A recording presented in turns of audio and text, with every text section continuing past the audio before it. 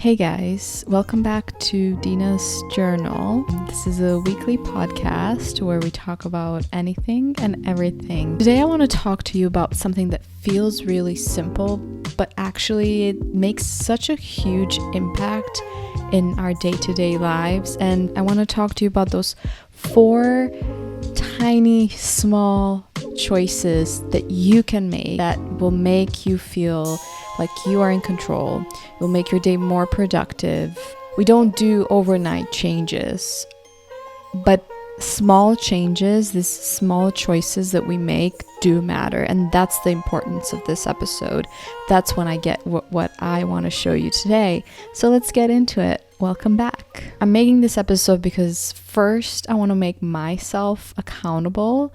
And I have tried this and I wanted to share it with you, and I wanted to also keep going myself and keep doing it, because I think by making these 4 simple, tiny changes throughout your day will actually make your day more productive, will help you get started, will help you go through the day without feeling like you're falling behind, like you're not doing everything that you had planned to do. And I've been thinking about this a lot lately, because I think we always think about making these huge life changes. In reality, life is usually shaped by these much smaller things, by these tiny micro choices. And I say it's a choice because you are in control. You are in control of your choices, and you are in control of how you choose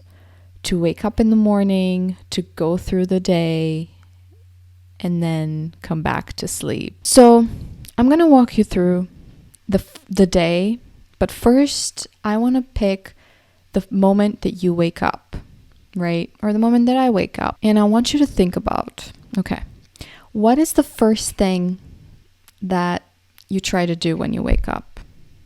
Usually it's your phone, right? It's just right there by your nightstand.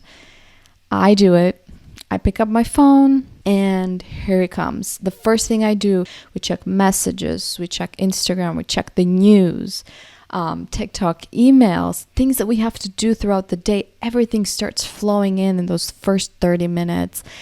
And before we even fully open our eyes, before we go to the bathroom, before we do anything, our brain is already somewhere else. We are already thinking of what things we have to do, responsibilities, places we have to go. You know, if you have a family, or if you have like a demanding job, you're thinking about all those emails, you're thinking about, those lunches. Everything starts flowing in. Like I said, I know how this feels. I do it all the time, and this is for me to keep myself accountable. I can listen to this and say, yes, Dina, you're not gonna pick up your phone the first thing in the morning.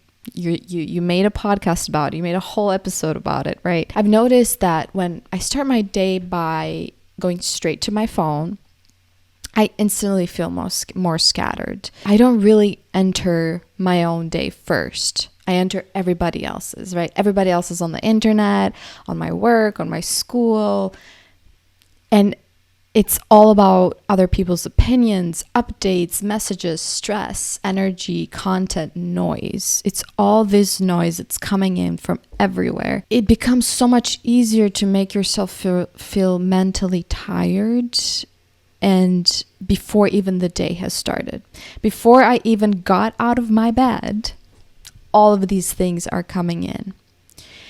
Because we have to understand, and this is like scientifically proven, that like the first 30 minutes of when you wake up, those are the most productive. That's the most productive time of your day, right? So take advantage of it. So this is your first choice, your first tiny change that you are in control of. Don't let your phone be the first thing that claims your mind. Try to do something else instead. My bedroom has 2 windows. So what I have been doing is immediately I open my shades and I look outside. And there's another benefit to that, right? I'm also including light, right? I'm bringing in light, which is also very important for when you first wake up. and I just stare out in the neighborhood. That's my 2 minutes, 5 minutes of like just sitting there, letting the light come in. But just that small moment, the 2 minutes, the 5 minutes of just sitting there, that instantly makes me feel calmer, right? And I'm thinking about myself, and I'm in control of my time. And it doesn't have to be that. It can be anything. You're drinking a glass of water, you're making your bed, you're washing your face, you're sitting in silence, you're getting up and you say, you know what, I'm going to take my dog for a walk, or I'm going to just go outside 5 minutes, move my body. Anything that will take you out of making someone else or making something else a priority and not yourself. The first thing you do in the morning, make yourself a priority. Don't reach for your phone, and just take 5 minutes to yourself, 2 minutes, 10 minutes, whatever that means for you. You just want to give your mind a small moment of peace before you hand it over to the rest of the world, right? Because I really think there's a difference between starting your day as reacting versus starting your day anchored and in control. Didn't do anything special or anything big, right? That was just a small change. I have tried it, and every time I try it, my day instantly becomes better, but not alone. There's a couple of other things that I try to do. And the second thing is your mindset. And I know this sounds cheesy, and when I was thinking about this, I was thinking like, how can I frame this? How can I say this so it's less cheesy, less corny? But stay with me here. And this has to do with the story that you tell yourself at the start of the day. Okay? Like we said, we communicate with ourselves. When you think about the first thing you do when you wake up, you start saying to yourself maybe something to the sorts of, I'm so tired. I didn't get a good sleep. I have too many things to do. I am behind on this assignment. If you already checked your emails, you know all the deadlines that you have to do, right? I'm not in the mood for today. This day is going to be awful, right? We all have those thoughts. I've had those thoughts. And again, these just come in automatically. And if you pair it with the first thing in the morning when you reach to your phone, when you pair it with that, these will get just amplified, right? This will just become worse. And we don't even question them. It's just, we have normalized it. We have normalized it so much that we don't even question them, right? I really think the way you talk to yourself is actually the way that your day unfolds, right? It shapes the way that your day unfolds. Because if you wake up already deciding that this day is going to suck, this day is going to be awful, I am so tired, your brain will start looking for proof. It wants to prove what you're saying. Every small stress becomes part of that story. See, I knew that this day would suck, right? You created those situations. Your brain created those situations to confirm what you said, what you communicated to yourself. So this second tiny choice for yourself, choose a better sentence, okay? And you're not pretending that everything in the world right now is amazing or in your life, but just something like, today's gonna be a good day. Let's make one good thing happen today. This is not gonna be a perfect day. I just need to show up for myself and show up well. Maybe today will surprise me. It leaves room for good things to happen. And I love that. And I think that's so important because the goal here is not to wake up and feel magical and feel like the world is right? The goal is to stop predicting your own misery. And I have noticed on the days that I wake up, I'm not reaching for my phone. I open my shades, I look outside the window, or I make my bed, and I'm saying to myself, okay, let's just focus on doing one good thing today. Make one good thing happen today. And it doesn't mean that that good thing is going to happen, or it doesn't mean that everything's going to go well. But when I say that at that moment, I'm already in control of my day. I am already choosing how to spend my day, how to make this day better, productive, calmer, efficient, right? Because now, and this is like the key part to this, now life is not happening to you. You are a participant of it. You're participating in it. This brings me to the third choice that you can make. And you'll notice we're focusing a lot in the morning. And why is that? Because the morning time, right after you wake up, and the next 30 minutes to an hour are very important into making your day successful. And that third choice is fueling yourself before your mood completely crashes. So what is this? Breakfast. The most important meal of the day. This is maybe engraved in our brains, right? You know, your grandma says it, your mom says it, everybody says it. Breakfast is the most important meal of the day. I think we underestimate this a lot because morning is also tied to rushing and getting things done as fast as you can so you can get to the next thing. You can get your kids at school. You can get in the car and go to work and go to school and whatnot. So we often leave our houses unfed, dehydrated. Maybe we put like a granola bar, or we put something quick in the bag so that we can eat it in the car. But that makes us exhausted. And running only on coffee, it's not the choice here. I love coffee, but that's not the point, right? We can't just have coffee. We can't just say like, oh, that's my breakfast. But that can affect the way you feel throughout the day, right? If sometimes you feel irritated, or that can mean that maybe you just need food, and good, healthy food. Or if you think that like sometimes you're like, oh, everyone is annoying me today, maybe that's actually that you're hungry. Maybe that just means that you're hungry. Or if things feel overwhelming or dramatic or emotional or impossible, your body's literally running on fumes, right? And I say this because we have normalized these things, right? These things that seem so basic, like having a breakfast in the morning, we've normalized it to not do that, right? Skipping at breakfast, drinking coffee instead of eating. Then we feel that if we have like a little tiny snack or that will keep us going through the day. That's not the case. And I'm not saying that every bad mood or everything in our life is surrounded by food or you know, it won't be solved with eggs. I'm not saying that, but I do think that one of the most underrated skills is asking yourself, do I need to emotionally process this, or do I just need to drink water and eat protein, right? Because it seems so simple, but we don't really ask ourselves that, right? Choice here that makes you feel more in control, it would be eat earlier, fuel yourself better, and stop waiting until you're crashing.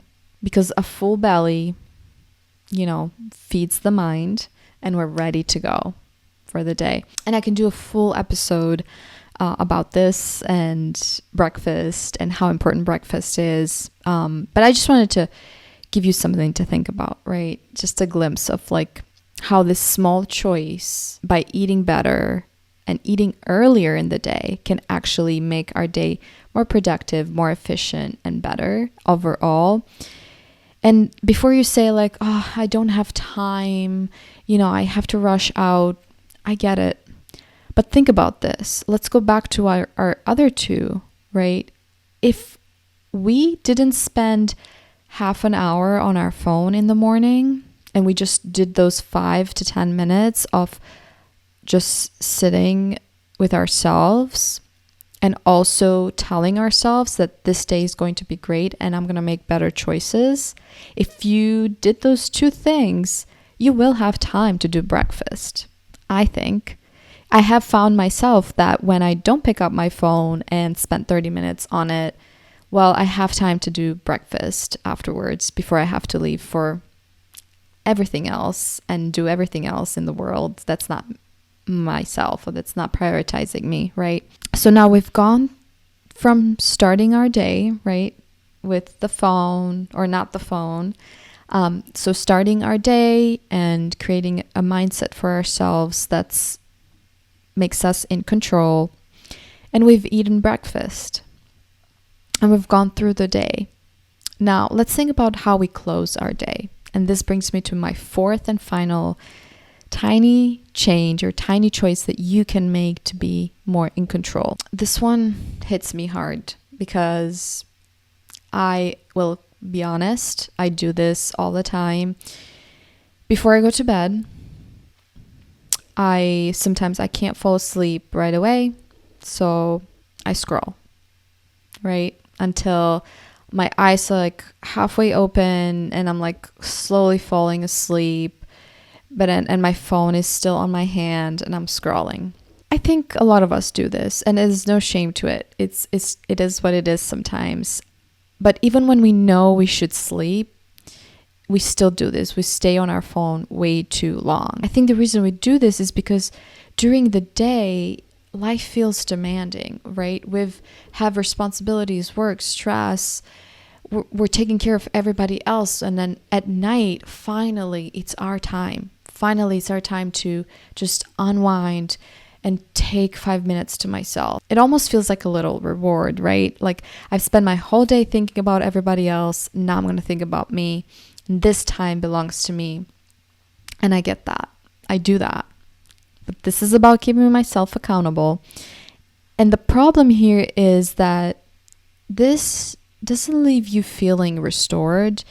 It leaves you feeling more tired. The next morning, you know, it becomes harder. You wake up, you do feel tired or groggy. You're more likely to reach for your phone immediately, and you're irritable, you're drained, less motivated. This fourth option, I want to talk to you about nighttime peace, right? It's not perfect. You just want to be more intentional with it, right? And maybe this means you put your phone away for 30 minutes before going to bed. And we've talked about this, right?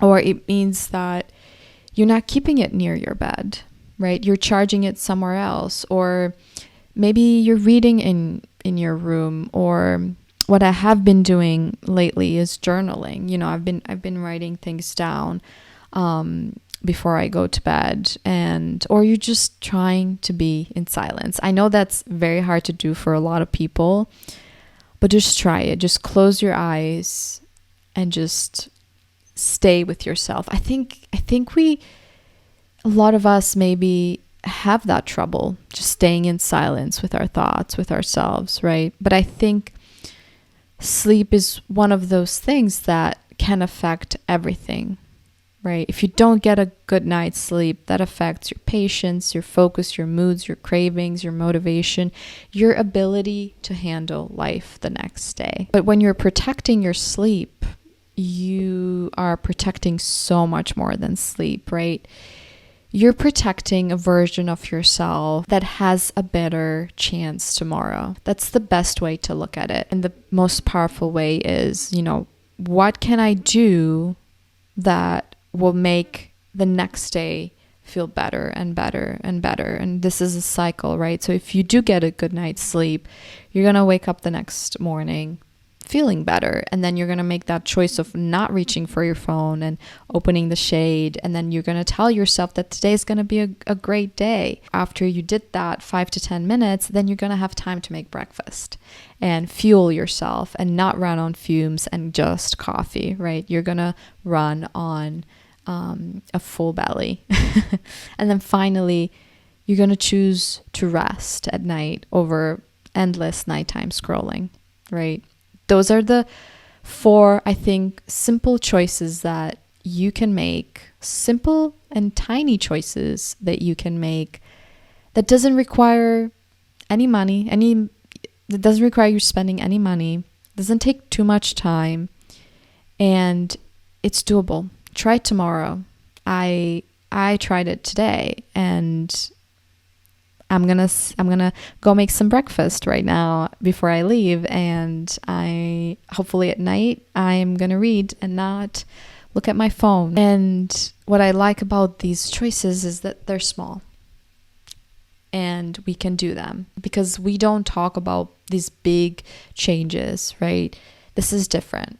This is not going to make you a new person by Monday. This is just, can I pause for a second and make a slightly different and better choice here? Can I make my morning feel less chaotic? Can I speak to myself better? Can I fuel my body with good, healthy food? And can I make choices that support the version of me that I'm trying to become? And all those questions, all those small moments and small choices that we make, I think that's where change actually starts.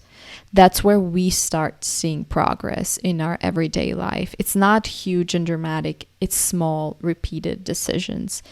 So if you want to do this, try it tomorrow or try it tonight after you listen to this episode. Not forever, not a routine, not something that will take up your whole day, just a few moments of your day. Because life is not only changed by those big decisions, it's changed by those tiny choices that can shape your day and make them much, much better. And with that, thank you for joining me today and listening to another episode of Dina's Journal.